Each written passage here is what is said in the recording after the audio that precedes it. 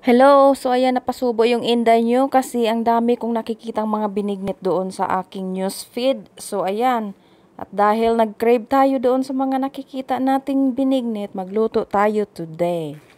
So meron nga pala akong frozen na guys, langka, tapos yung bisol, tawag yun sa amin sa Hilonggo, bisol.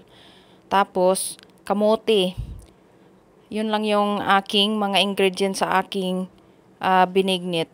Tapos, nilagyan ko nga din pala yan ng bilo-bilo, yung ginawa kong bilog-bilog na rice flour ba tawag doon. So, ayan, binilog-bilog ko lang siya guys. Tapos, dahil wala akong sago, yung nilagay ko is tapioca pearl na lang kasi meron naman akong tapioca pearl. So, ayan, yung ginawa ko guys. Nilagyan ko na siya ng asukal kasi yung asukal ko napaka-brown o naging brown din yung ating binignit o di ba tingnan nyo, pero